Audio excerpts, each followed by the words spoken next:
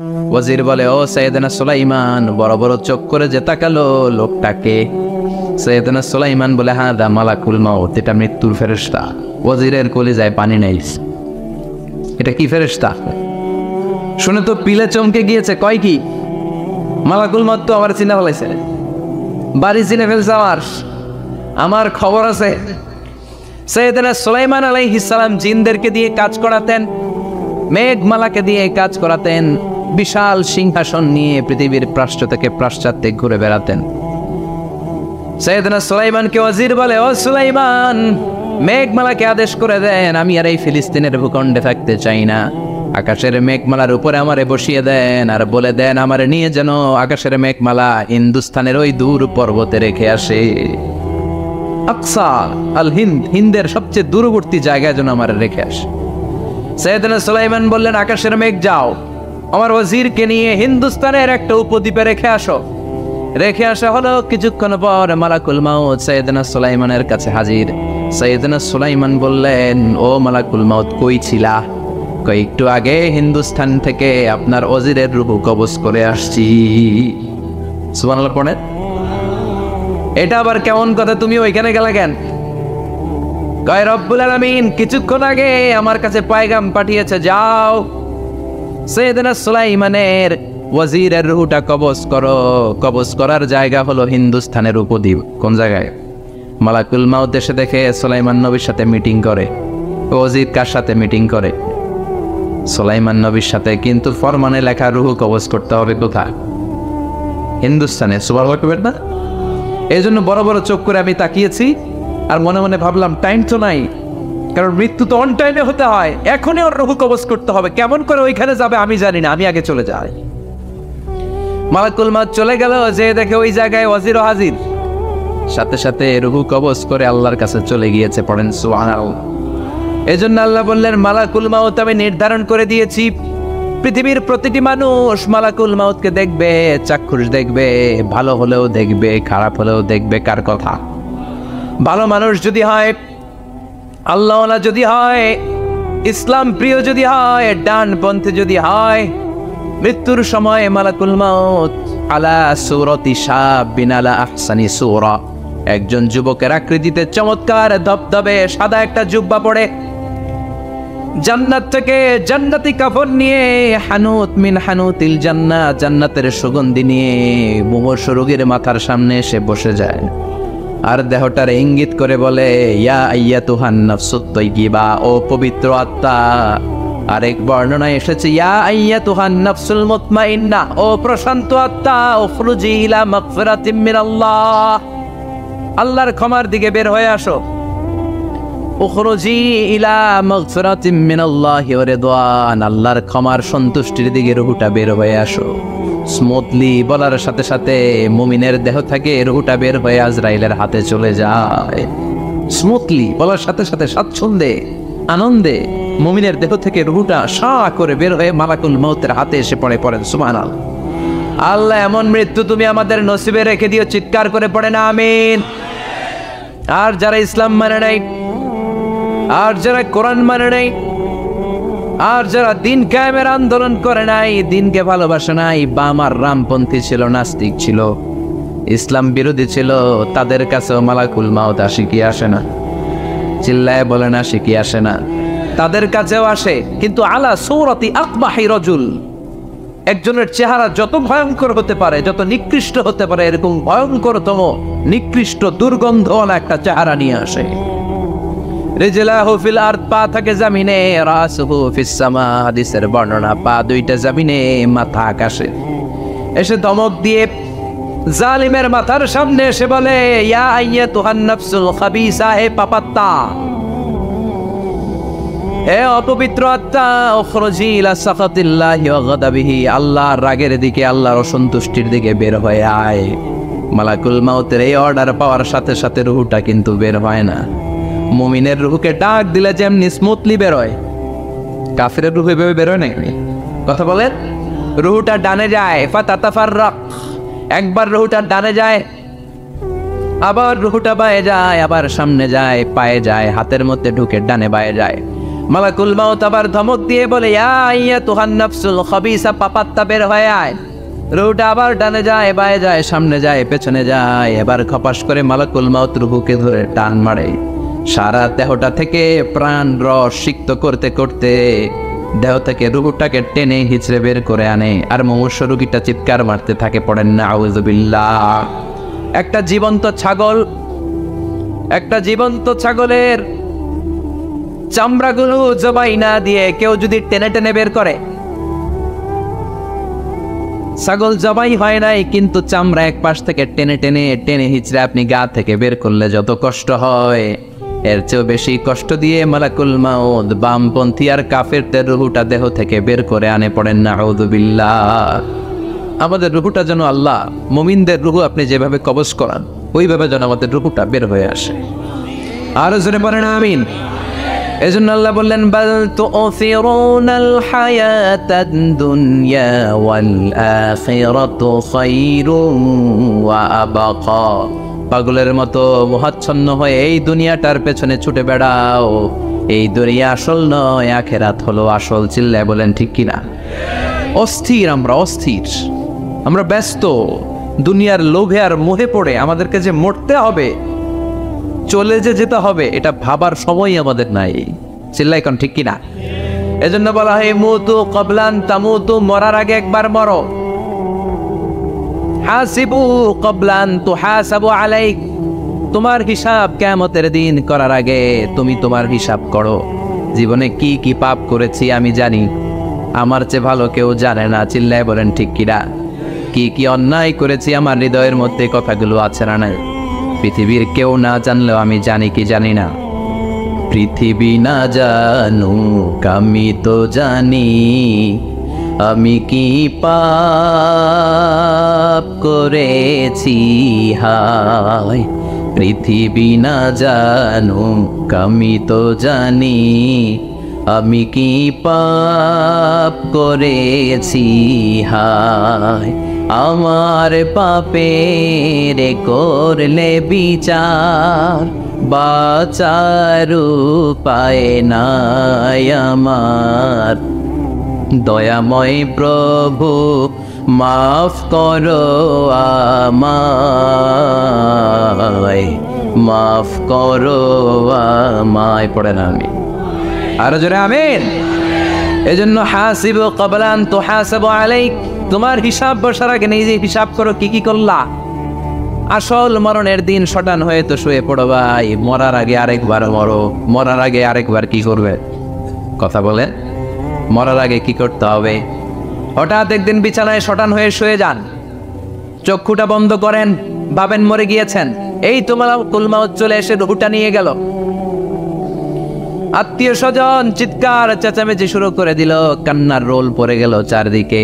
মাইকের মধ্য দিয়ে, মসজিদের মাইকে অ্যানাউন্স হয়, অমুক এলাকার নিবাসী অমুক ভাই আমাদের মধ্যে দুনিয়ায় নাই, তার জানাজা হবে এশার নামাজের পর। সবাই এসে রুহের মাগফিরাত করে, সবাই আপনারে দেখতে আসবে, কেঁদে কেঁদে লোকজন আপনারে কবর দিতে আসবে। চিল্লায় বলেন ঠিক কি না? কেঁদে কেঁদে সবাই আসবে, দেখার জন্য আসবে। ছেলেগুলো কাঁদবে, স্ত্রী কাঁদবে, বাবা মা কাঁদবে, বন্ধু বান্ধব কাঁদবে। আর ঘরের মধ্যে রাখা হবে না। এবার আপনাকে গোসল দেওয়ার পালা। চক্ষু বন্ধ করে চিন্তার দরকার আছে না নাই? কথা বলেন। হঠাৎ করে, হঠাৎ করে শুনবি একদিন আমার মৃত্যুর খবর। কেঁদে কেঁদে আসবে সবাই দিতে আমায় কবর, দিতে আমায় কবর। ঠিক কি না? একটু চোখটা বন্ধ করে ভাবেন, আপনাকে গোসল দেয়া হবে, জামাগুলো খোলা হবে। এত টাকা দিয়ে যে দামি গোসলখানা টাইলস লাগিয়ে ঘরে বানালেন, আপনার শেষ গোসলটা কি ওই দামি গোসলখানায় হবে?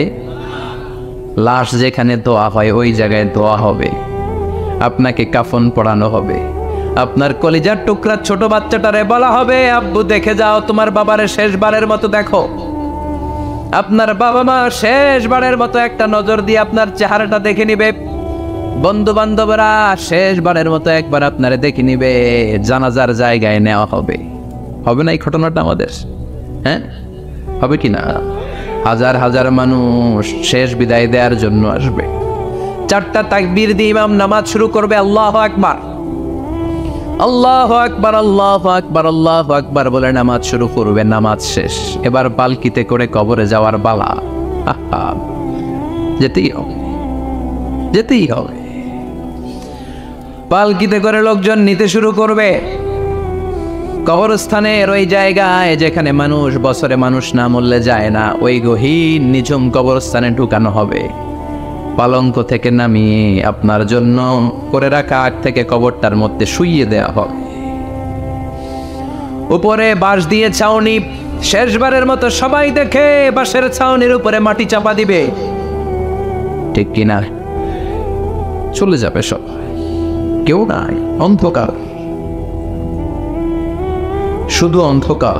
এই অন্ধকার যেন শেষ হতে চায়। এই ঘটনা ঘটবে না আমাদের? কথা বলে, ঘটবে কিনা? এজন্য মরার আগে এগুলো চিন্তার দরকার আছে না নাই? মরার আগে আরেকবার মরার দরকার আছে না নাই? এজন্য রব্বুল আলামিন বলেন, বাল তুসিরুনাল হায়াতাদ দুনিয়া ওয়াল আখিরাতু খায়রুন ওয়া আবকা। এই দুনিয়ার জীবনটাকে তোমরা আসল জীবন মনে করো, এটা আসল জীবন নয়। আসল জীবন হলো কবরের জীবন। চিল্লায় বলেন ঠিক কি না? আল্লাহ তোমার এই দুনিয়ায়,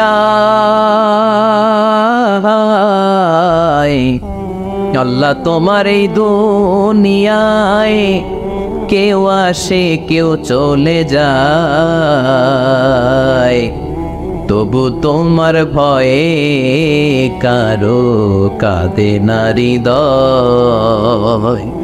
এই দুনিয়াতে আমার বদলে গেল মন, চারিদিকে দেখি শুধু সুখেরই স্বপন।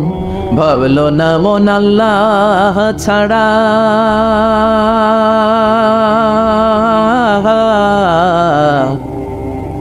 ভাবলো না মন আল্লাহ ছাড়া নেই কোনো উপায়, তবু তোমার ভয়ে কারো কাঁদে না হৃদয়। ঠিক কিনা? আসে আর চলে যায়। প্রতিদিন মাইকে অ্যানাউন্স শুনি, অমুক এলাকার অমুক লোক নাই।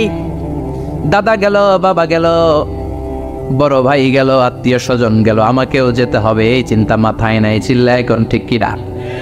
এজন্য লাইফটা হলো one time, one chance. Second কোনো চান্স আপনাকে দেয়া হবে নাকি? কাফেররা বলবে, ইয়া রাব্বি আরেকটা সুযোগ দেন, লাউ আন্না লানা কাররা ইয়ানি মাররা। আল্লাহ আরেকটা সুযোগ যদি পেতাম দুনিয়াতে ভালো করে আসতাম। আল্লাহ বলবেন, ইন্নাহা কালিমাতুন কাইলুহা, এটা শুধু তাদের মুখের কথা, তাদেরকে আবার সুযোগ দিলেও তারা কিচ্ছু করবে না। চিল্লায় এখন ঠিক কিনা? এজন্য একটা চান্স আমরা পেয়েছি, এই দুনিয়ার ওয়ান চান্সে আমরা ভয় পাবো একজনকে। চিল্লায় বলেন তিনি কে? এজন্য যেতে আমাদেরকে হবে। এই মরণ থেকে পালানোর কোনো সুযোগ কেউ পালাতে পারে নাই। এই মরণ হলো আখিরাতের প্রবেশদ্বার। মরণ নামক পালকিতে চড়ে আমরা কবরের ভেতরে ঢুকি। মরণ হলো প্রথম পর্ব, কবর হলো দ্বিতীয় পর্ব। যেরকম ঠিক কিনা? এজন্য বিশ্বনবী বললেন, আল কবর রাউদাতুম মিন রিয়াদিল জান্নাহ আও হুফরাতুম মিন হুফারিন নার। কবর হলো কারো জন্য জান্নাতের বাগান, কারো জন্য জাহান্নামের গর্ত। আমরা বলি, আল্লাহ আমাদের কবরটারে জান্নাতের বাগান বানাও। আর জোরে পড়েন আমিন। আবার বিশ্বনবী বললেন, ইন্নাল কবরা আউয়াল মানজিল মিন মানাজিলিল আখিরাহ। কবর হলো আখিরাতের মানজিলগুলোর প্রথম মানজিল। আখিরাতে একটার পর একটা অনেকগুলো স্টেশন আপনাকে পার হতে হবে। প্রথম স্টেশনটার নাম হলো কবর। প্রথম স্টেশনের নাম কি? এই কবর নামক স্টেশনে যদি আপনি মাফ পেয়ে যান, সামনের সব স্টেশনগুলোতে মাফের ব্যবস্থা করবে কে? আর কবর নামক স্টেশনে যদি ধরা খেয়ে যান, আপনার মায়ের আসানা নেই। লাশটাকে যখন রাখা হয়, লাশটা চিনে কে আমারে রাখলো, কে আমাকে ধৌত করলো, কে আমারে কাফন পড়ালো। এজন্য বিষ্ণুই বলেছেন, মৌর্ষের সামনে বসে বসে পড়ো লা ইলাহা ইল্লাল্লাহু মুহাম্মাদুর রাসূলুল্লাহ লাকিনু মাউতাকুম লা ইলাহা ইল্লাল্লাহ। মুমূর্ষের সামনে দাঁড়িয়ে দাঁড়িয়ে পড়ো লা ইলাহা ইল্লাল্লাহ। এই লা ইলাহা হচ্ছে জীবিতদের জন্য কালিমা, আর আমরা মরার পরে এই জিকির করি, ঠিক না? আমাদের দেশের অনেক জায়গায় লাশ নিয়ে কবরে যাওয়ার সময় লা ইলাহা পড়ে না, না, এটা আগের জিকির, মরার আগের জিকির। মরার আগে আপনাকে অ্যানাউন্সমেন্ট দিতে হবে আল্লাহ ছাড়া কোনো ইলাহ নাই, বিশ্বনবী হচ্ছেন শেষ নবী এবং রসুল। চিল্লায় বলেন ঠিক কিনা? লাশটাকে যখন রেখে দেয়া হয়, বিশ্বনবী যত মানুষকে কবরে রেখেছেন তারপরে দাঁড়িয়েছেন আর বলেছেন ইস্তাগফিরু লিআখিকুম, তোমার ভাইদের জন্য তোমরা দোয়া করো, ফাইন্নাহু আনা ইউসআল, এখনই তাকে কবরে সওয়াল করা হবে। কবরে প্রশ্ন আছে না নাই? কথা বলেন। বিশ্বনবী খাদিজাতুল কুবরা, ওনার প্রথম স্ত্রী খাদিজাতুল কুবরা তাহেরাকে কবরের মধ্যে রেখে দিয়ে কাঁদতে শুরু করলেন, চোখের পানি ছেড়ে অনেক দোয়া করলেন। দোয়া শেষে সব সাহাবারা ঘরে ফিরে যায়, বিশ্বনবী যায় না। সাইয়েদনা আবু বকর বললেন, ও নবী চলেন ঘরে যাই, অনেক তো দোয়া করলেন। বিশ্বনবী বললেন, আবু বকর তুমি যাও, আমি যাব না। এইটা সাধারণ মহিলা না, এটা বিপদের দিনের সঙ্গিনী খাদিজা। মক্কায় যখন আমার কেউ ছিল না, খাদিজা আমারে ভুলে নাই। 3 বছর কাফিররা আমাকে জেলখানায় বন্দি রেখেছে, নাম শিয়াবে আবি তালেবের জেলখানা। আমার স্ত্রী ওই জেলখানার জীবনেও আমারে ছাড়ে নাই, আমার সাথে 3 বছর খাদিজাও জেল খেটেছে। এই একটাই মহিলা, যেই মহিলাকে আল্লাহ আরশের উপর থেকে সালাম দিয়েছে, মহিলাটার নাম খাদিজা। আল্লাহু আকবার। আমার সব সন্তান আল্লাহ খাদিজার পেট থেকে দিয়েছে। ফাতেমাতুজ জোহরা খাদিজার মেয়ে, জাইনাব খাদিজার মেয়ে, উম্মে কুলসুম খাদিজার মেয়ে, রুকাইয়া খাদিজার মেয়ে, আবুল কাসেম বিশ্বনবীর ছেলে খাদিজার ছেলে, আব্দুল্লাহ যাকে তাইয়্যিব এবং তাহের নামে আমরা চিনি, সেও খাদিজার ছেলে। সুবহানাল্লাহ।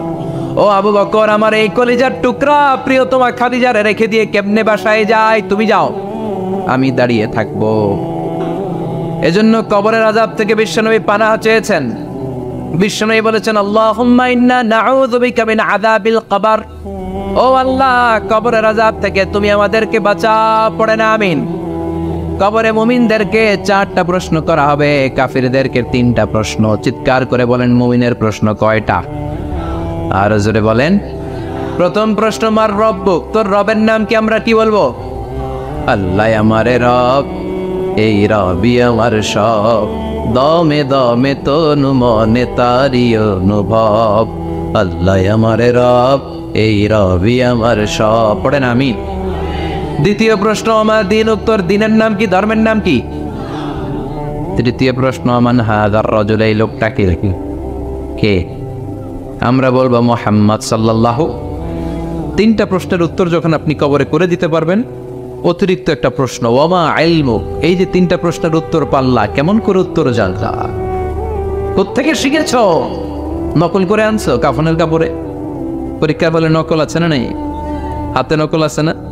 পায়ে নকল, মোজার ভিতরে নকল আছে না নাই? মোবাইলে নকল আছে না নাই?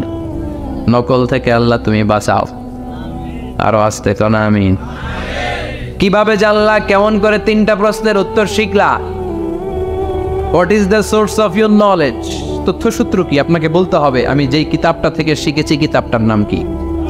চিল্লায় বলেন কি না? এই কিতাবটা হলো কোরআন। আপনাকে বলতে হবে কোরআন থেকে আমি শিখেছি, বিশ্বনবীর হাদিস থেকে আমি শিখেছি। 4টা প্রশ্নের উত্তর যখন পারবেন, ফেরেশতারা বলবে আহলান সাহলান, খুশ আমদেদ, কংগ্রেচুলেশন, বাবা তুমি তো চমৎকার পেরেছো। ফায়ুফসাহু লাহু কবরুহু 70 যিরাআন, মুমিন বান্দার কবরটা 70 হাত লম্বা করে দেয়া হবে। ইফতাহু লাহু বাবুন ইলাল জান্নাত, জান্নাতের দিকে তার কবর থেকে একটা দরজা বানিয়ে দেয়া হবে। জান্নাতের সুঘ্রাণ ঠান্ডা বাতাস এসে তার কবরের ভিতরে ঢুকতে শুরু করবে।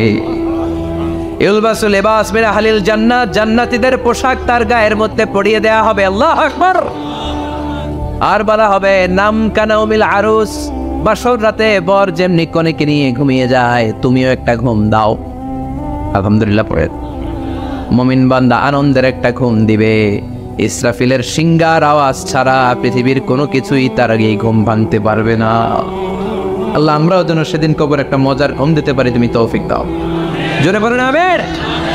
এবার বামপন্থী নাস্তিক আর কাফেরদের পালা, ইসলাম বিদ্বেষীদের পালা, আলেম ওলামাদের শত্রুদের পালা, ইসলামকে যারা বিজয়ী শক্তি হিসেবে মানতে পারে নাই তাদের পালা। চিল্লায় কর ঠিক কিনা? ওদেরকেও একই প্রশ্ন, রব কে? ওরা বলবে আমি জানি না। আমাদের উত্তর আল্লাহ। ওরা বলবে আমি কিচ্ছু জানি না, আমি সব ভুলে গেছি, আমার মাফ করে দেন, আমি কিছুই জানি না। তবে আমি ইসলাম বিরোধীদের সাথে চলতাম, যারা ইসলাম রে বাস দিত আমি তাদের সাথে স্লোগান দিতাম। এরকম ডাকাইত আছে না নাই? দ্বিতীয় প্রশ্ন, আমার দিন ও তোমার ধর্মের নাম কি? কয় আমার ধর্ম নাই, আমার ধর্ম কর্ম নাই, আমি খালি দুনিয়া কে মজা লেলো, দুনিয়া তোমারই হ্যায়, আমি খালি দুম্মা চলে দুম। আছে না নাই? আমি শুধু মৌজ মাস্তিতে ব্যস্ত ছিলাম, আমার দুনিয়া নাই, দিন নাই, আখেরাত নাই, রবকে আমি জানি না, ধর্মকে জানি না। ইসলাম বিরোধী রাজনীতি আমি করতাম, মাও সেতুনের রাজনীতি, কার্ল মার্কসের রাজনীতি, বুশের রাজনীতি, ডোনাল্ড ট্রাম্পের রাজনীতি, বামপন্থীদের রাজনীতি। চিল্লাই করে ঠিক কি রাখি? কোনো ধর্ম নাই। এই লোকটাকে চিনো কিনা বলো। বিশ্বনবীর চেহারা দেখিয়ে বলা হবে এই লোকটাকে, কয় জানি না। এরে আমি মানতাম না, এরে আমি গালে দিতাম। এরকম জাহান্নামের নরকীট আর পিতৃ পরিচয়হীন জারদ সন্তান বাংলার দেশেও আছে না নাই? এই মহামানবটাকে গালি দিয়ে পৈশাচিক আনন্দ পায়। পত্রিকায় লিখে, ব্লগের মধ্যে লিখে, ইন্টারনেটে কার্টুন বানিয়ে বানিয়ে পৈশাচিক ফুর্তি করে। এগুলো জাহান্নামের কীট, এগুলো জারদ সন্তান, বাপ মায়ের ঠিক নাই। আমার নবীরে যারা গালি দেয় এগুলোর বাপ মায়ের ঠিক আছে? এগুলোর কোনো গোড়া আছে? এগুলোর কোনো শেকড় আছে? এগুলো আগাছা চিৎকার করে বলো ঠিক কিনা?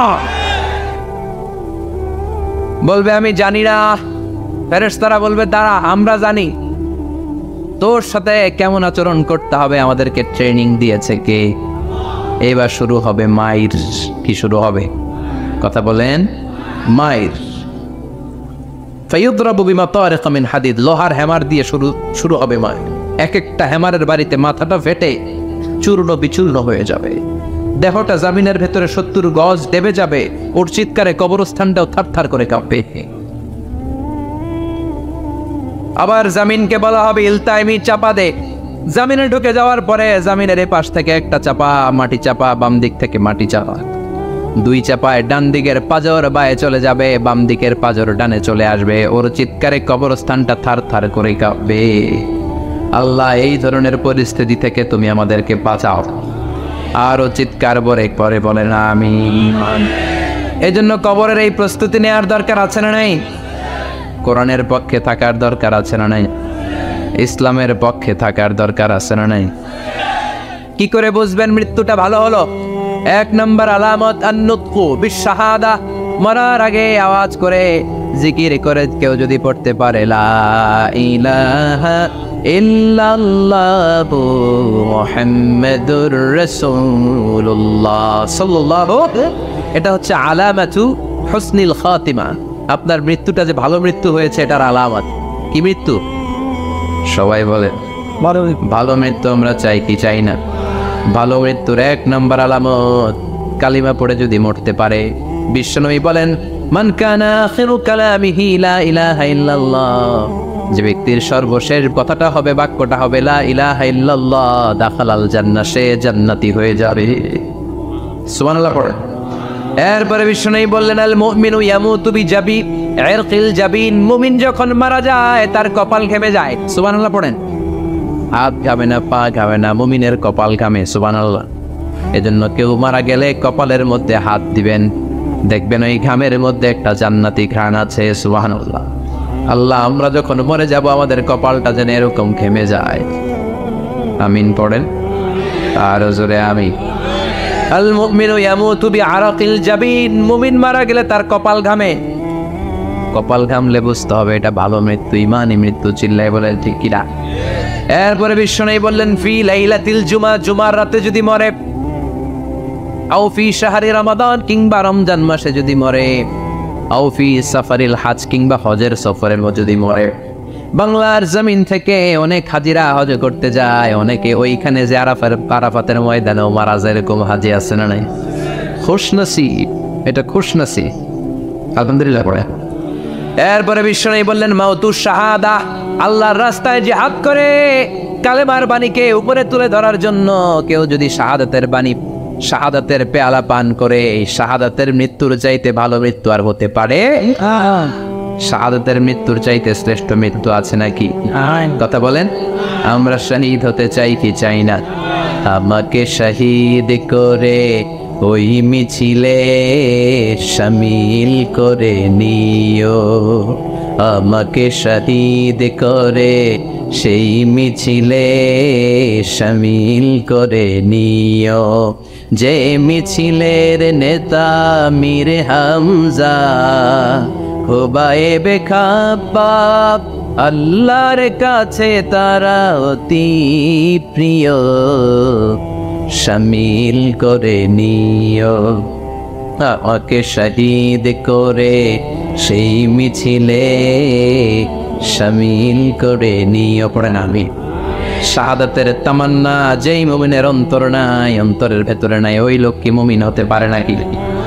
মান সাআলাল্লাহ শাহাদা, বিশ্বনবী ফরমান, যে ব্যক্তি আল্লাহর কাছে শাহাদাতের মৃত্যু চায়, বাল্লাগাহুল্লাহু মানাজিলাশ শুহাদা ওয়া ইন মাতা আলা ফিরাশিহি, কেউ যদি আল্লাহর কাছে শাহাদাত অন্তর থেকে কামনা করে, রব্বুল আলামিন ওই ব্যক্তিকে শাহাদাতের মর্যাদায় নিয়ে যাবেন, যদিও সে বিছানায় পড়ে পড়ে মারা যায়। বিছানায় পড়ে মারা গেছেন, কিন্তু অন্তরে কামনা ছিল, আল্লাহ আমারে তুমি শহীদ হিসেবে কবুল করো। শহীদদের কাতারে আপনারা দাঁড় করায় দিবে কে? ওমরে ফারুক বলতেন, আল্লাহুম্মা রযুকনা শাহাদাতান ফি সাবিলিক, ও আল্লাহ আপনি আমারে আপনার রাস্তায় শহীদ হিসেবে কবুল করেন। ওয়ারযুক মাউতি ফি হারামে রাসূলিক, পৃথিবীর কোন শহরে মরতে চাই না, বিশ্বনবীর শহরে মদিনা শহরে আমার মৃত্যু কবুল করেন। ওমরে ফারুক কই মরছে? কথা গল্প। ফজরের জামাতে ইমামতি করতে গিয়েছেন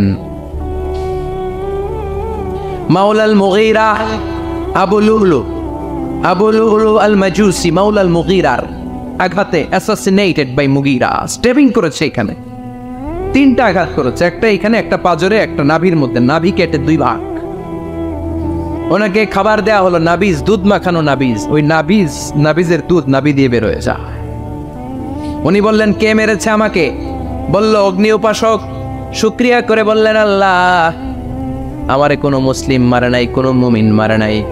উনি বেহুশ ছিলেন, হুশ ফিরে সবাই রে বললেন, নাসাল্লান নাস, ফজরের যেই নামাজটা আমার ইমাম মসজিদে শুরু হয়েছে, 1 রাকাতের পর আমাকে মারা হলো। এবার আমাকে বলো, আমার নেতৃত্বে যে নামাজটা শুরু হয়েছে, নামাজটা ঠিক মতো হয়েছে কিনা? সুবহানাল্লাহ। আমারে কে মারলো? কে তোমাদের খলিফা হবে? কি হবে আমার আব্দুর রহমানের আব্দুল্লাহর? এগুলো নাই। প্রথম কথা ছিল মানুষরা নামাজটা পড়েছে কিনা। সুবহানাল্লাহ। এজন্য শাহাদাতের তামান্না সবচেয়ে বড় তামান্না। চিল্লায় বলেন ঠিক কিনা? এরপর বিশ্বনবী বললেন, মুরাবিতান ফি সাবিলিল্লাহ, মুসলিম রাষ্ট্রের পাহারা দেয় যারা, বর্ডার গার্ড। আমাদের দেশের বর্ডার গার্ডের কি বলে? আগে বিডিআর ছিল, এখন বিজিবি। আমার বিজিবির ভাইয়েরা না খেয়ে না পড়ে শীতের রাতে দেশ পাহারা দেয়। বিএসএফ এর গুলিতে যদি মারা যায়, এটা শহীদ। সুবহানাল্লাহ। এর চেয়ে শ্রেষ্ঠ মৃত্যু আর হতে পারে? এরপর আল মাউতু আলা আমালিন সালেহ, কোন ভালো কাজের উপর মরণ। নামাজে সেজদা দিয়েছে, সেজদা অবস্থায় অনেকে চলে যায়, এরকম আছে না? নাই? তাহাজ্জুদের যায় না মাঝে, মরণ দিও প্রভু আমায়, একামতে দিনের কাজে কবুল করে নিও আমায়। পড়ে না আমিন। তাহাজ্জুদের জায়নামাজে যেন আমাদের মরণ হয়, পড়ে না আমিন। রোজা অবস্থায় মারা যাওয়া, নেক আমল অবস্থায় মারা যাওয়া, এগুলো হচ্ছে আলামাত হুসনিল খাতিমা। আপনার শেষটা, বিদায়টা, মৃত্যুটা যে ভালো হয়েছে তার আলামত। আল্লাহ এই যে কথাগুলো বললাম, শ্রেষ্ঠ শ্রেষ্ঠ মৃত্যু, আমাদের মৃত্যুগুলো ওইরকম করে দিও। চিৎকার করে পড়ে না, আওয়াজ করে পড়ে না আমিন। এবার আলামাত সুইল খাতিমা, কিছু মৃত্যুর আলামত আছে, এটাই প্রমাণ করে এটা ভালো মৃত্যু নয়, এরকম আলামত আছে না নাই? 1 নম্বরে হলো আল ইন্তিহার, আত্মহত্যার মৃত্যু। সমাজে আছে না নাই? উকিয়াতে তো নাই না? এদিকেও মরে, কি জন্য? কেন মরে? হ্যাঁ, বয়ফ্রেন্ড গালি দিছে এই জন্য? হ্যাঁ, মান কতালা নাফসাহু বিশাইইন উযযিবা বিহি ইয়াউমাল কিয়ামা। যে জিনিস দিয়ে যে যাকে মেরেছে, আত্মহত্যা করেছে, সুইসাইড করেছে, কিয়ামতের দিন ওই জিনিস দিয়েছে তাকে মারবে, এটাই হবে তার শাস্তি। ওড়না পেঁচিয়ে যারা আত্মহত্যা করলো ওর শাস্তি ওড়না পেঁচানো। বিষ খেয়ে যারা মারা গেল তার শাস্তি জাহান্নামের বিষ খাবে আর চিৎকার করবে। ছুরি ঢুকিয়ে যারা মারা গেল জাহান্নামের আগুনে ঝলসানো ছুরি শুধু ঢুকাবে। আল্লাহ আত্মহত্যা থেকে বাংলাদেশে বাঁচাও, আমাদের ছেলে মেয়েগুলারে বাঁচাও। চিৎকার দিয়ে বলেন আমিন। আত-তাআক্কুদ ফিল লিসান ফিলা ইলাহা ইল্লাল্লাহ। আজীবন কালেমা পড়ে নাই, আজীবন কালেমারে বাস দিয়েছে, এখন মরার সময় সবাই কয় কলমা পড়েন, কলমা পড়ে। এখন পড়তে চায় মাগার মুখ দিয়া বাইর হয় না। আছে না নাই? এরকম ডাকাই দুখিয়াতে নাই, কলমা পড়তে পারে না, আটকায় যায়, মরে গেছে। এই মৃত্যুটা কি ভালো কথা বলে? ফি হালাতি শুরব, অনেকে মদ খাইতে খাইতে মরে। আছে না নাই? জুলুম করতে করতে মরে। আছে না নাই? অন্যের জায়গা দখল করে মরে, এরকম আছে না নাই?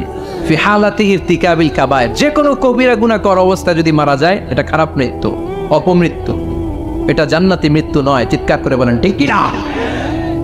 এরপর ফি সাখাতিল ওয়ালিদাইন, বিশ্বনবী বললেন কোন ছেলে যদি মারা যায় এমন অবস্থায় মা বাবা তার উপর রাগান্বিত, এটা ভালো মৃত্যু?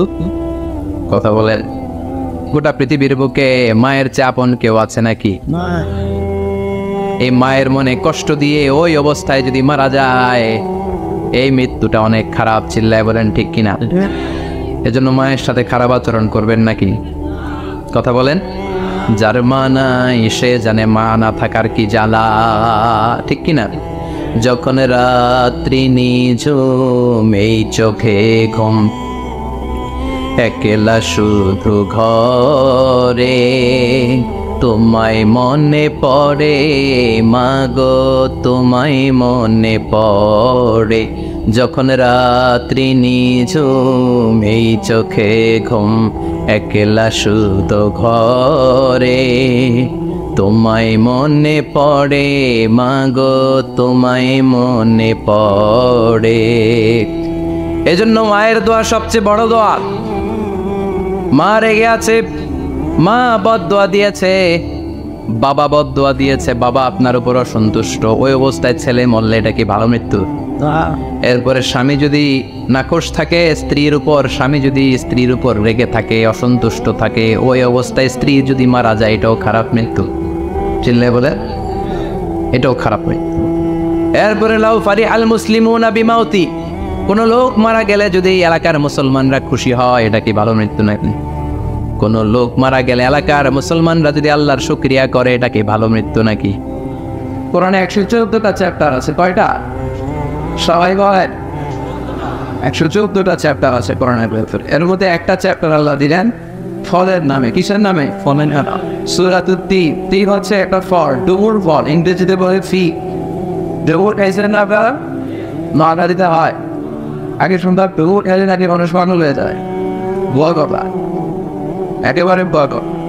ডুমুর ফলটা অনেক ভালো, হাইজেনিক, এর মধ্যে হিউজ নিউট্রিশন আছে, অনেক সুস্বাস্থ্যকর একটা খাবার। তো ফলের নামে আল্লাহ সূরা দিলেন।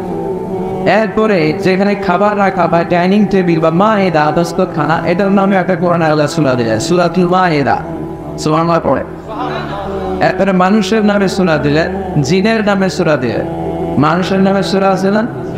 সূরাতুল ইনসান। আবার কোরআনের সর্বশেষ সূরার নাম কি? কথা বলে নাস। এরপরে জিনদের নামে সূরা দিলেন, সূরাতুল জিন। এরপরে ইন্ডিভিজুয়াল মানুষের নাম ধরে সূরা দিলেন, সূরাতুল ইউনুস, ইউসুফ, হুদ, ইব্রাহিম, নূহ। সুবহানাল্লাহ পড়ে। এগুলো হচ্ছে নবী। নবী ছাড়াও একজন আল্লাহর ওলির নামে সূরা দিলেন, সূরাতুল লোকমান। আছে না নাই? আবার সব নারীদেরকে খুশি করার জন্য আল্লাহ একটা সূরা দিলেন, সূরাতুন নিসা। আল্লাহর সুন্নাত দেখছেন, আল্লাহ নারীদেরকে খুশি রাখতে চায়, এজন্য নারীদেরকে খুশি রাখবে। বিশ্বনবী বলেছেন রিফকাম বিল কাওয়ারিন, নারীদেরকে কাচের গ্লাসের সাথে তুলনা করা হয়েছে। কাচের গ্লাস আস্তে করতে হয়, আস্তে রাখতে হয়, জোরে ধরলে জোরে রাখিয়ে ভেঙে দেওয়ার সম্ভাবনা আছে না নাই? নারীদের মনটা হৃদয়টা একেবারে নরম, ওনাদের সাথে নরম কথা বললে ওনারা নরম, আর গরম হইলে ওনারা গরম। এই জন্য ভালোবাসার কথা বলবে বেশি, আদর সহায় দিয়ে বলবে তুমি আমার সব। কি বলবে ফরম্যান ব্যাগ ছোট ছোট বাচ্চা করতেছে তুমি আমার সব, তোমার তো বলে তো এখন নেই মুরব্বীরা এটা বলবে।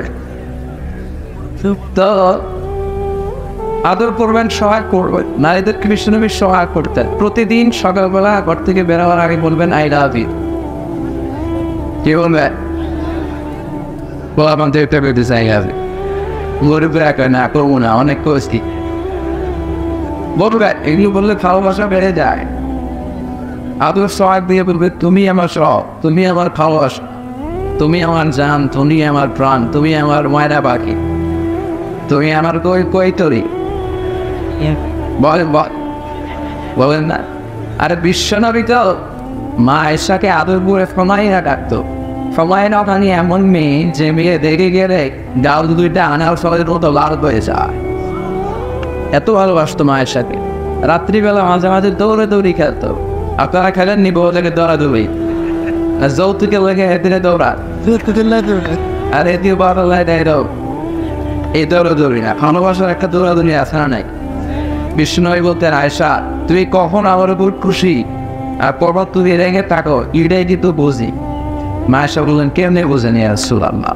বিষ্ণু বললেন আয়েশা যখন তুমি রেগে থাকো আমার উপর, তখন তুমি মোনাজাতের সময় দোয়ার সময় বলো হে ইব্রাহিম আলাইহিস সালামের আল্লাহ, হে নূহ আলাইহিস সালামের আল্লাহ, হে মুসা আলাইহিস সালামের আল্লাহ, আপনি মদিনার উপর রহমত নাযিল করেন, আপনি আমাদের ক্ষমা করে দেন। যখন রেগে থাকো তখন অন্য নবীদের নাম, আর যখন তুমি আমার উপর খুশি থাকো তখন তুমি দোয়া করতে বলো হে মুহাম্মদ সাল্লাল্লাহু আলাইহি ওয়াসাল্লামের আল্লাহ, আপনি আমাদেরকে মাফ করে দেন। সুবহানাল্লাহ। কি ভালোবাসা ছিল দুজনের মধ্যে। একই বালতি থেকে পানি নিয়ে দুজনে গোসল করতেন। বিবাহিতরা টিপস নিয়ে যান ভালোবাসা কেমনে বাড়াবে। একই বালতি থেকে পানি নিয়ে গোসল করতেন বিশ্বনবী মুহাম্মদ রাসূলুল্লাহ সাল্লাল্লাহু আলাইহি ওয়াসাল্লাম। গাছের যেই জায়গায় ঠোঁট লাগিয়ে মা আয়েশা পানি খেতেন, বিশ্বনবী ঠিক ওই জায়গায় ঠোঁট লাগিয়ে পানি খেতেন। মা আয়েশা গোশতের হাড়টি খেয়ে রেখে দিলে মা আয়েশা খাওয়া হাড়টিটা বিশ্বনবীর হাতে নিয়ে চষতে শুরু করে দিতেন।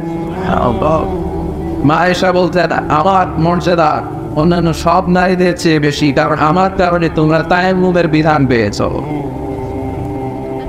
আমি যখন বিশ্বনবীর সাথে একই কম্বলের নিচে থাকতাম তখন আকাশ থেকে কোরআনের আয়াত নাযিল করতো কে? আমার করে মাথায় কে ইন্তেকাল করেছে আদিস আমার পয়গম্বর, আমার বাড়ি বিশ্বনবীর কবর। সুবহানাল্লাহ। মাঝে মাঝে রাতে দৌড়াদৌড়ি করতো। একদিন বললেন আয়েশা নতুন বিয়ে হয়েছে, কুমারী নারী, একমাত্র কুমারী নারী বিশ্বনবীর, আয়েশা চলো দৌড়াদৌড়ি খেলি। ওই যে পিলারটা দেখা যায় বা খেজুর গাছ দেখা যায়, কে কে আগে ধরতে পারে? দুইজনে দৌড় দিয়ে বিশ্বনবী ইচ্ছে করে আসতে দৌড়ালে, বিশ্বনবী জোরে দৌড়ালে মা আয়েশা পারবে? কথা বলেন। মক্কার এক কুস্তিগীর ভিতরে বিশ্বনবী 3 বার আসাম মেরেছে। ঘোড়া রাখালে সাহাবের মতো নবীর ঘোড়া কই যে চলে যেত আমরা বুঝি গিয়ে পেতাম না। এক হাতে 40 জন জান্নাতের শক্তি ঢুকাইয়া দিয়েছে কে? তো আস্তে করে দৌড়ালেন। মা আয়েশা আগে যে পিলার পড়লো জিতে গেল, বলল নবী আমি জিতেছি। বিশ্বনবী বললেন ঠিক আছে তুমিই জিতেছ। আসলে ছেলে জিতে দিছে মা আয়েশার বাইরে, তো জিতে দিয়ে মাঝে মাঝে একটু। এরপরে তার কয়েক বছর পরে মা আয়েশা তখন আর চিকন নেই, এবার মোটা হয়ে গিয়েছে। আবার মাঝরাতে বললেন আয়েশা চলো আজকে একটু এক্সারসাইজ করি। ওই যে পিলার দেখা যায় কে কে আগে করতে পারে দেখ, দুজনেই দৌড়। এবার বিষ্ণুনবী মনে মনে বলে আজকে নো চান্স, আজকে কিন্তু তোমার জিতাই দিব না, আজকে আমি দৌড়াও। আগে দৌড়ে জিতে গেল। মা আয়েশা হয়ে গেলেন সেকেন্ড। এবার মা আয়েশার মন খারাপ। বিশ্বনবী কাছে যেয়ে বললেন ইয়া ফরমায়রা ইয়া আয়েশা, সবাই না মানে যা ডাল লাল হয়ে যায় মানে লালি, এ আমার লালি বউ। কইতে রেখে আপনি আপনি কইতে কইছি বিষ্ণুকে দুঃখ কি করতে ভালোবাসা দেখাবেন, এ আমার লালি বউ, ও আমার আদরের বউ। হ্যাঁ দিদি সপ্তাহ বৃত্তি বলছে 7 বছর আগে তুমি আমার হারাই দিছিলে দৌড়ে, আজকে তোমার হারাই ওটা শোধ নিয়ে নিলাম। সোহানলা বাড়িতে গিয়ে বললেন এরকম ভালোবাসার দরকার আছে না নাই? স্বামী স্ত্রী একে অপরকে সালাম দিবে, একে অপরের প্রশংসা করবে, স্ত্রীর সৌন্দর্যের প্রশংসা করবে।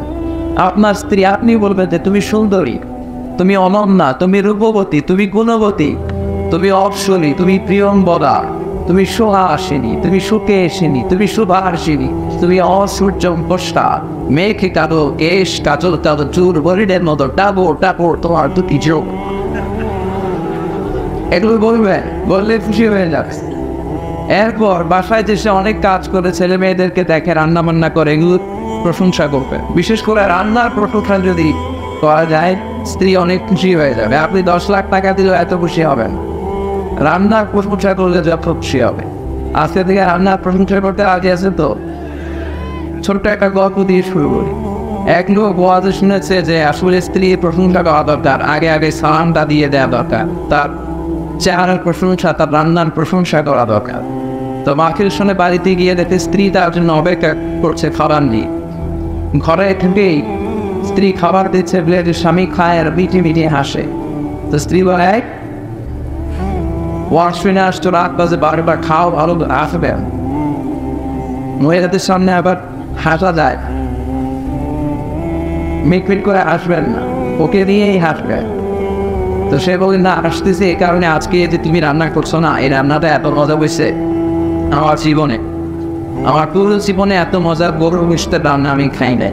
রান্না মজা হয়েছে শুনে স্ত্রী তেলে বেগুনে চলে উঠছে। বলে কি রান্না মজা হয়েছে? মানে বিগত 10 বছরের সংসার, 10 বছর ধরে রান্না করে খাই, একদিন আমার রান্নার প্রশংসা করলো না। আজকে পাশের ঘরের বাড়ি একটু গরুর গোশত তো নাই বাড়াইছিল, পাশের ঘরের বাড়ি কি গরুর গোশতের তরকারি দিয়ে গেছিল বাটিতে, তো আজকে রাতে চুলাই কোনো তরকারি বসাই নেই। ওই মহিলা রান্না তো এত ভালো আসছে, খাওয়া জানলে খাওয়া রান্ধু না। তো জেনে নিবেন যে রান্নাটা কাজ, রান্না মিলে রোজা রাখা লাগতে পারে, ঠিক কিনা? প্রিয় ভাইরা, আমাদের ফ্যামিলিগুলো হচ্ছে আমাদের সম্পদ। পৃথিবীব্যাপী যদি মুসলমান নির্বাক শুরু হয়ে যায়, ইসলাম পালন বন্ধ হয়ে যায়, রাষ্ট্রীয়ভাবে যদি ইসলাম নিষিদ্ধ হয়, আমার ফ্যামিলিতে যদি মুসলিম থাকে, আমার ঘরে বাজারই তো আমি চিল্লাই ঠিক কিনা? আমার ঘরে বাজা আমি এখানে ইসলাম পালন করতে পারবো। জন্য ফ্যামিলিটা খুব জরুরি। আজকে ইউরোপ আমেরিকায় ব্রোকেন ফ্যামিলির কোনো অভাব নাই, বাবা আছে মা নাই, মা আছে বাবা নাই, শান্তি নাই, সুখ নাই। আমরা এই সুখের সুযোগ বাংলাদেশের ঐতিহ্যটা হারাতে চাই না। আমরা অনেক আগ থেকে একান্নবর্তী ফ্যামিলি ছিলাম, একসাথে মিলেমিশে থাকা, এটার ভেতরে সুখ দেয় কে? চিল্লা করে কে? সূরাতুত তিন, ফলের নামে সূরা, মনে আছে? ফলের নামে সূরা দিলেন, পুরুষের নামে দিলেন, সব নারীদেরকে খুশি করার জন্য। আল্লাহ যে নারীদেরকে খুশি করতে চায়, এজন্য একটা সূরা দিলেন, সূরাতুন নিসা, মানে সুবহানাল্লাহ। এরপরে প্রাণীর নামে সূরা দিলেন, সূরাতুল বাকারা, সূরাতুল আনকাবুত, সূরাতুন নামাল, নাহাল। এরপর ভূমিকম্পের নামে একটা সূরা আছে কোরআনে, জানেন? এরা সুলসিলাতিল আরদ। তো আজকে আমরা যে সূরাটা নিয়ে বসছি, এটার নাম সূরাতুত তিন। কি সূরা? বিশ্বনবী বারা ইবনে আযিব রাদিয়াল্লাহু তাআলা আনহুর বর্ণনা, সহিহ বুখারীর বর্ণনা, সহিহ হাদিস। তিনি বলেন, বিশ্বনবীকে আমি ইশরার নামাজে এই সূরাতুত তিন তেলাওয়াত করতে দেখেছি। ওমা সামি'তু আহসানা সাওতিন মিনহু, বিশ্বনবীর চাইতে সুন্দর কণ্ঠের তেলাওয়াত আমি আমার জীবনে শুনি নাই। অনেকে বলে সাইয়েদনা দাউদ আলাইহিস সালামের কণ্ঠ বড় চমৎকার ছিল, এটা ঠিক, কিন্তু বিশ্বনবীর চাইতেও কি চমৎকার? কথা বলেন, বিশ্বনবীর কণ্ঠের কোনো তুলনা হয়? কিন্তু তুলনাটি হবে, সুরের ঝংকার দিয়েছিলেন আল্লাহ তাআলা বিশ্বনবীর গলায়। এজন্য মক্কার কাফির মুশরিকরাও পাগল হয়ে বিশ্বনবীর তেলাওয়াত শুনতে চাইত, পাগল হয়ে লুকিয়ে লুকিয়ে তেলাওয়াত শুনত। আবু জাহল, মক্কার প্রেসিডেন্ট, সে ঘটনা দিয়েছে, খবরদার মক্কার কেউ যেন মুহাম্মদের কণ্ঠের তেলাওয়াত শুনতে না যায়। এবং আসন্ন হজে যত হাজিরা মক্কার বাইরে থেকে আসবে, মক্কায় ঢুকার যতগুলো গেট আছে, প্রতিটা গেটে আমার দলের কর্মীরা দাঁড়িয়ে থাকবি আর বলবি, এই মক্কায় নতুন এক পাগলের আমদানি হয়েছে, চিল্লায় বলেন নাউযুবিল্লাহ। এই পাগলের কাছে হাজির সাহেবরা, তোমরা যেও না, জমজমের পানি খাইবা, খেজুর নিবা, মুসল্লা কিনবা, হজ করে ফিরে যাবে, কিন্তু মুহাম্মদের কাছে যেও না। তার কাছে যারাই যায় তাও পাগল হয়ে যায়, যারাই যায় তাও পাগল হয়ে যায়। এখন হাজী সাহেব যারা আসছে, তারা আসলে বিশ্বনবীকে চিনত না, চিনত এক এক হাজি এক এক দেশের মান, কিন্তু যখনই মক্কা দিয়ে ঢুকে সবাই কয়ে মুহাম্মদের কাছে যায় না, মুহাম্মদের কাছে যায় না। এই মহম্মদ নামটাই তারা জানতো না, কিন্তু এই কর্মীদের কাছ থেকে তারা শুনলো যে মোহাম্মদ নামে এক লোক আছে, তার কাছে যেটা নিষেধ করা হচ্ছে, মানুষের স্বভাব হচ্ছে যে মানুষের নিষেধ করে মানুষ শিখর। তো সব মানুষের বলে বলে বলে আর যাই করি লাগনি মোহাম্মদকে দেখে দাও বাংলায় বলবেন না তো, তারপরে আমাদের বিরুদ্ধে অপপ্রচার করলে এটা আমাদের পক্ষে প্রচার হয়ে যাও। বিশ্বনবীর বিরুদ্ধে অপপ্রচার করতে তারা চেয়েছিল, কেউ মোহাম্মদের চিনে না, কেউ চিনে না। আল্লাহ বললেন কেউ চিনে না, এখন কেউ চিনা বাকি থাকবে না, সবাই চিনে গিয়েছে। সবাই এসে বিশ্বনবীর কণ্ঠে তারা শুনে পাগল হয়ে যায়। আবু জাহেল নিজেও বিশ্বনবীর বড় ফ্যান ছিল, তেলাওয়াতের ফ্যান। কিসের ফ্যান? তেলাওয়াত না শুনলে, কারণ আবু জাহেল নিজেও মারাত্মক ভালো আরবি জান, আর তো সব অর্থগুলো বোঝে, এত সত্য আবৃত্তি। তেলাওয়াতের বাংলা হচ্ছে আবৃত্তি, কোরআনের আবৃত্তি তেলাওয়াত এত সুন্দর। বিশ্বনবীর আবু জাহেল পাগল হয়ে, কিন্তু দিনের বেলায় তার সংসদে, মক্কার সংসদ ভবনে ঘোষণা দিত খবরদার কেউ কিন্তু মোহাম্মদের কণ্ঠে আওয়াজ শুনতে যাবি না। কিন্তু রাতের বেলা চলের মধ্যে লুকিয়ে লুকিয়ে নিজেই যায়। শুধু সেই যায় না, তার যে প্রেসিডিয়াম সদস্য আছে, ক্যাবিনেট মিনিস্ট্রিতে মেম্বার যারা আছে, সবাই যায়। উতবা, শাইবা, ওয়ালিদ ইবনে মুগীরা, আবু সুফিয়ান, সবাই লুকিয়ে লুকিয়ে বিশ্বনবীর বাড়ির চিবায় যে আওয়াজ শুনে দশওয়ার। তো সবাই যখন লুকিয়ে শুনে, বিশ্বনবী যখন তেলাওয়াত শেষ করে সবাই যখন বাড়িতে ফিরে যেতে যায়, ফিরে যাওয়ার রাস্তা থাকে একটা, সরস্বতী সবার রাতে দেখা হয়ে যায়। চলে চলে খালাতো ভাই, সব খালাতো ভাইরা একসাথে আবু জাহেলকে ঘিরে, তোদের কেন নিষেধ করছি আসলি কেন, সবাইকে তুমি আসবো কেন? একজন আরেকজনের দোষব। আবু জাহেল বলেন ঠিক আছে, গাঁও থেকে কেউ আসবি না, গাঁও থেকে কেউ যদি মোহাম্মদের কণ্ঠের তেলাওয়াত শুনতে আসে, তার মাথার চুল কামিয়ে মাথায় আলকাতরা ভেঙে মক্কার বাজারে বাজারে ঘুরানো হবে। সকালবেলা বিশাল এক খাতা নিয়ে আবু জাহেল বলে সবাই সিগনেচার দেয়া কসম পর যে আল্লাহ কসম কেউ আমরা তেলাওয়াত শুনতে যাবে না, যদি যায় মাথার চুল কামিয়ে আলকাতরা গিয়ে মক্কায় ঘুরানো। সিগনেচার দে, ওয়ানা দে, সবাইকে আবু জাহেল তুই দেয় আপনি আগে। আবু জাহেল কি আর দেবে সিগনেচার, সবাই সিগনেচার, আজকে রাতে কেউ যাবো না। দীর্ঘই রাত আসলো, আবু জাহেল টসিং এর টার্নিং বিছানায় এবার বস করে আর মনে মনে কয় আজকে যে সিগনেচার লইছি কেউ যাবে। আর এই সময় তো হয়ে আসলো, এখনো তো শুরু হবে। সিরিয়াল যারা দেখে, সিরিয়ালের আগ দিয়ে সিরিয়ালের পেইন্ট ওঠেন একটা, যেমন সিরিয়াল এখনই শুরু হবে, শেষ হয় এখানে অ্যাডভার্টাইজমেন্ট আছে না, যে তাই মোহাম্মদ তো এখনই তেলাওয়াত করবে। আচ্ছা শুরু হয়ে গেল, একটু যায়, কেউ যাবে না, কেউ যাবে না, আরে নিশ্চিত আমি যাই। এই পেটে আবু জাহেল গেছে। উতবা, শাইবা, ওয়ালিদ ইবনে মুগীরা সবার একই চিন্তা, আজকে আবু জাহেল এসে ভাষণ দিছে, আর বুকের পাড়া নাই, যা আমি যাই। আজকেও সবগুলো ফাহাদো ভাই দেখা যাচ্ছে। বিশ্বনবী দাওয়াত করলে দাওয়াত শেষ, সবগুলা দিছে দৌড়। ফিরে যাওয়ার রাস্তা ছিল কয়টা? আজকেও দেখা সব সবাই তো কি রে আবু জাহেল কে কোথা থেকে আসনি, সবাই পৃথিবীর থেকে আসছে। এই মোহাম্মদের বাড়ি ছিল একটা গাল আসছিল আমার, তোদের তিন আনন্দের ব্যাপার ছিল। না জানি আমার নবীর দোয়া কত সুন্দর ছিল, না জানি আমার বিশ্বনবীর কণ্ঠের ভিতরে কি পরিমাণে জাদুমাকা সুর ছিল। তাকে বিরোধী কাদের লোক এরপরও কণ্ঠের তেলাওয়াত শোনার জন্য পাগল হয়েছে। এজন্য বারা ইবনে আযিব বলেন, كان رسول الله صلى الله عليه وسلم يقرأ سورة التين في صلاة العشاء। এশার নামাজে প্রতি রাতে বিশ্বনবী সূরাতুত তিন তেলাওয়াত করতেন। বাবা সামি'তু আহসানা তিলাওয়াতুন মিন তিলাওয়াতি রাসূলিল্লাহ। আমি বিশ্বনবীর তেলাওয়াত নিজ কানে শুনেছি, নিজে হৃদয় আন্দোলন করেছি। আমার জীবনে বিশ্বনবীর কণ্ঠের চাইতে চমৎকার গল্প আমার জীবনে আমি শুনি না। সূরাতুত তিন কোন নামাজে পড়বেন? চিন্নায় মানে বিশাল নামাজ। এই সূরাটা আল্লাহ কসম দিয়ে শুরু করেছে। আল্লাহ চাইলে যে কোনো জিনিস দিয়ে কসম কাটতে পারে, আমরা কি পারি? আমরা তো কসম কাটতে চাইলে একজনের নামে কাটতে হবে, চিৎকার করে বলতে হবে তিনি কে। কিন্তু আমাদের সমাজে অনেকে বলে কোরআনের কসম আসারাই, হাদিসের কসম, কাবারের কসম, মায়ের বুকের দুধের কসম, বিদ্যা কিরা আসারা নেই। আর কিসের কিসের কিরা কাটেন ওদেরতে? হ্যাঁ মাতার নিরা বড় বড় কাঠের কিরা আর ছেলের কিরা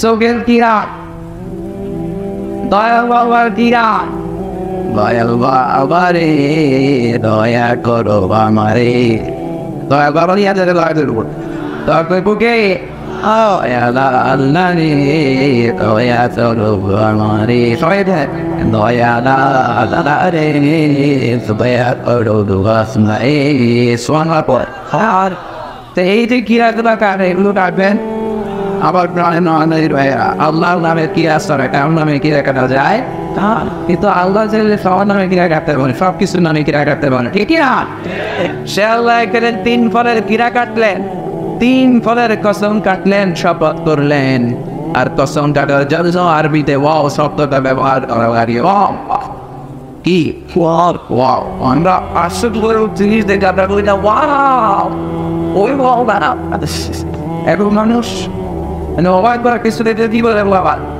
ওয়াও না ওয়াও না ওই ওয়াও না এটা হচ্ছে আরবি অক্ষরের ওয়াও সুবহানাল্লাহ পড়ে কোরআনে যত জায়গায় আল্লাহ কসম কেটেছেন তত জায়গায় এই ওয়াও ওয়াল কসমিয়া কসমের ওয়াও আসলে নেই আল্লাহ কোরআনের সময়ের কসম কেটেছেন যুগের শপথ কেটেছেন আল্লাহ বলেছেন ওয়াল আসর দেখছেন আপনার ওয়াও আসলে নাই আল্লাহ বাহারের কসম কেটেছেন আল্লাহ বলেছেন ওয়াক্তুর আল্লাহ সূর্যের কসম কেটেছেন আল্লাহ বলেছেন ওয়াশ-শামসি ওয়া দুহাহা আল্লাহ চন্দ্রের কসম কেটেছেন বলেছেন ওয়া কমারি ইযা তালাআত আল্লাহ ফজরের নামের কসম কেটেছেন বলেছেন ওয়াল ফাজর জিলহজ মাসের 10 দিনের কসম কেটেছেন বলেছেন ওয়া লায়ালিন আশার জোর আর বেজরের কসম কেটেছেন আল্লাহ বলেছেন ওয়াশ-শাফা'i ওয়াল ওয়াতর আর এখানে আল্লাহ 3 ফলের কসম কিনেছেন তিনি বলেছেন ওয়াট চিল্লায় বলে ওয়াট 3-এর শপথ